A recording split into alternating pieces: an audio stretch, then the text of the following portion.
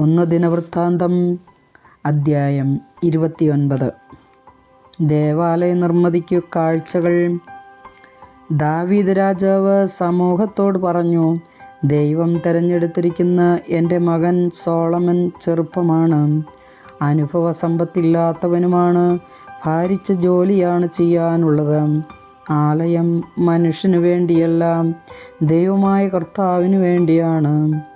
അതിനാൽ ദേവാലയത്തിനു വേണ്ട സാമഗ്രികൾ എൻ്റെ കഴിവിനൊത്ത് ഞാൻ ശേഖരിച്ചു വച്ചിട്ടുണ്ട്. സ്വർണം, വെള്ളി, പിച്ചള, ഇരുമ്പ്, തടി എന്നിവയ്ക്ക് പുറമെ ഗോമേതകം, അഞ്ജനക്കല്ല്, പതിക്കാൻ വിവിധ വർണ്ണത്തിലുള്ള കല്ലുകൾ, എല്ലാത്തരം അമൂല്യരത്നങ്ങൾ, വെണ്ണക്കല്ല് എന്നിങ്ങനെ ആവശ്യകമായതെല്ലാം ഞാൻ ശേഖരിച്ചിട്ടുണ്ട്.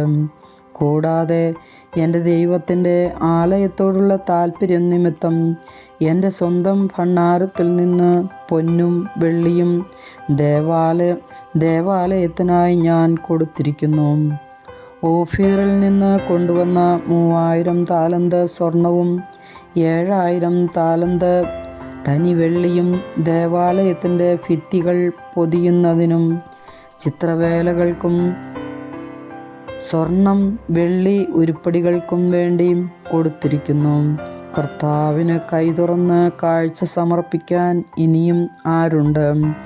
ഉടനെ കുടുംബത്തലവന്മാരും ഗോത്രനായകന്മാരും സഹസ്രാധിപന്മാരും ശതാധിപന്മാരും രാജസേവകന്മാരും സ്വാഭിഷ്ട കാഴ്ചകൾ നൽകി. ദേവാലയത്തിൻ്റെ പണിക്ക് 5000 താലന്ത് സ്വർണവും 10000 തങ്കക്കാശും 10000 താലന്ത് വെള്ളിയും 18000 താലന്ത് പിച്ചളയും 1,00,000 താലന്ത് ഇരുമ്പും കൊടുത്തു. അമൂല്യരത്നങ്ങൾ കൈവശമുണ്ടായിരുന്നവർ അവ ഗർഷോന്യനായ യഹിയേലിൻ്റെ മേൽനോട്ടത്തിൽ കർത്താവിൻ്റെ ഭണ്ഡാരത്തിൽ സമർപ്പിച്ചു. പൂർണ്ണ ഹൃദയത്തോടെ സ്വമനസ കർത്താവിന് കാഴ്ചകൾ ഉദാരമായി സമർപ്പിക്കാൻ കഴിഞ്ഞതിൽ ജനവും രാജാവും അത്യധികം സന്തോഷിച്ചു. എല്ലാവരുടെയും മുൻപിൽ വച്ച് കർത്താവിനെ സ്തുതിച്ചുകൊണ്ട് ദാവീദ് പറഞ്ഞു, ഞങ്ങളുടെ പിതാവായ ഇസ്രായേലിൻ്റെ ദൈവമായ കർത്താവേ, അങ്ങ് എന്നേക്കും വാഴ്ത്തപ്പെട്ടവൻ. കർത്താവേ, മഹത്വവും ശക്തിയും മഹിമയും വിജയവും ഔന്നത്യവും അങ്ങയുടേതാകുന്നു. ആകാശത്തിലും ഭൂമിയിലുമുള്ളതെല്ലാം അങ്ങയുടേത്. കർത്താവേ, രാജ്യം അങ്ങയുടേത്. അങ്ങ് എല്ലാറ്റിൻ്റെയും അധീശനായി സ്തുതിക്കപ്പെടുന്നു. സമ്പത്തും ബഹുമാനവും അങ്ങാണ് നൽകുന്നത്. അങ്ങ് സമസ്തവും ഭരിക്കുന്നു. അധികാരവും ശക്തിയും അങ്ങേക്ക് അധീനമായിരിക്കുന്നു. എല്ലാവരെയും ശക്തരും ഉന്നതന്മാരും ആക്കുന്നത് അങ്ങാണ്. ഞങ്ങളുടെ ദൈവമേ, അങ്ങേക്ക് ഞങ്ങൾ നന്ദി പറയുകയും അങ്ങയുടെ മഹത്വമുള്ള നാമത്തെ സ്തുതിക്കുകയും ചെയ്യുന്നു. അങ്ങേക്ക് സന്മനസ്സോടെ ഇങ്ങനെ കാഴ്ചകൾ അർപ്പിക്കുന്നതിന് ഞാനും എൻ്റെ ജനവും ആരാണ്? സമസ്തവും അങ്ങിൽ നിന്ന് വരുന്നു. അങ്ങയുടേതിൽ നിന്നാണ് ഞങ്ങൾ നൽകിയതും. അവിടുത്തെ മുൻപിൽ ഞങ്ങൾ ഞങ്ങളുടെ പിതാക്കന്മാരെ പോലെ പരദേശികളും തൽക്കാലവാസക്കാരുമാണ്. ഭൂമിയിൽ ഞങ്ങളുടെ ദിനങ്ങൾ നിഴൽ പോലെയാണ്, എല്ലാം അസ്ഥിരമാകുന്നു. ഞങ്ങളുടെ ദൈവമായ കർത്താവേ, അവിടുത്തെ പരിശുദ്ധ നാമത്തിന് ആലയം പണിയാൻ ഞങ്ങൾ സമൃദ്ധമായി സംഭരിച്ചതെല്ലാം അവിടുത്തെ കരങ്ങളിൽ നിന്നാണ്. സകലവും അങ്ങയുടേതാണ്. എൻ്റെ ദൈവമേ, അങ്ങ് ഹൃദയം പരിശോധിക്കുന്നവനും അതിൻ്റെ ആർജവത്തിൽ പ്രസാദിക്കുന്നവനും ആണെന്ന് ഞാൻ അറിയുന്നു. പരമാർത്ഥതയോടും സന്തോഷത്തോടും കൂടെ ഇവയെല്ലാം ഞാൻ സമർപ്പിച്ചിരിക്കുന്നു. ഇവിടെ സന്നിഹിതരായ ജനവും തങ്ങളുടെ കാഴ്ചകൾ സന്തോഷപൂർവ്വം സമർപ്പിക്കുന്നത് ഞാൻ കണ്ടു. ഞങ്ങളുടെ പിതാക്കന്മാരായ അബ്രാഹത്തിൻ്റെയും ഇസഹാക്കിൻ്റെയും ഇസ്രായേലിൻ്റെയും ദൈവമായ കർത്താവേ, ഇത്തരം വിചാരങ്ങൾ നിന്റെ ജനത്തിൻ്റെ ഹൃദയങ്ങളിൽ എന്നും ഉണ്ടായിരിക്കാനും അവരുടെ ഹൃദയങ്ങൾ അങ്ങിലേക്ക് തിരിയാനും ഇടയാക്കണമേ. എൻ്റെ മകൻ സോളമന് അവിടുത്തെ കൽപ്പനകളും നിയമങ്ങളും ചട്ടങ്ങളും പൂർണ്ണ ഹൃദയത്തോടെ പാലിക്കാനും അവിടുത്തെ ആലയം ഞാൻ അതിന് സജ്ജീകരണങ്ങൾ ചെയ്തിട്ടുണ്ട് നിർമ്മിക്കാനും കൃപ നൽകണമേ. ദാവീദ് സമൂഹത്തോട് കൽപ്പിച്ചു, നമ്മുടെ ദൈവമായ കർത്താവിനെ വാഴ്ത്തുവിൻ.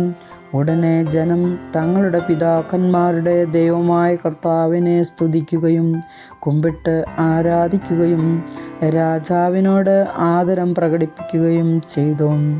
പിന്നീട് അവർ കർത്താവിന് ബലികളർപ്പിച്ചു. പിറ്റേ ദിവസം കർത്താവിന് ദഹനബലിയായി 1000 കാളകളെയും 1000 മുട്ടാടുകളെയും 1000 ചെമ്മരിയാടുകളെയും പാനീയ നൈവേദ്യത്തോടുകൂടെ എല്ലാ ഇസ്രായേല്യർക്കും വേണ്ടി കാഴ്ചവെച്ചു. അവർ അന്ന് കർത്താവിൻ്റെ സന്നിധിയിൽ മഹാസന്തോഷത്തോടെ ഭക്ഷിക്കുകയും പാനം ചെയ്യുകയും ചെയ്തു. ദാവീദിൻ്റെ പുത്രനായ സോളമനെ രാജാവായി അവർ വീണ്ടും അഭിഷേകം ചെയ്തു, സാദോക്കിനെ പുരോഹിതനായും. അങ്ങനെ സോളമൻ പിതാവായ ദാവീദിന് പകരം കർത്താവിൻ്റെ സിംഹാസനത്തിൽ ഉപവിഷ്ടനായി. അവൻ ഐശ്വര്യം പ്രാപിച്ചു. ഇസ്രായേൽ മുഴുവനും അവനെ അനുസരിക്കുകയും ചെയ്തു.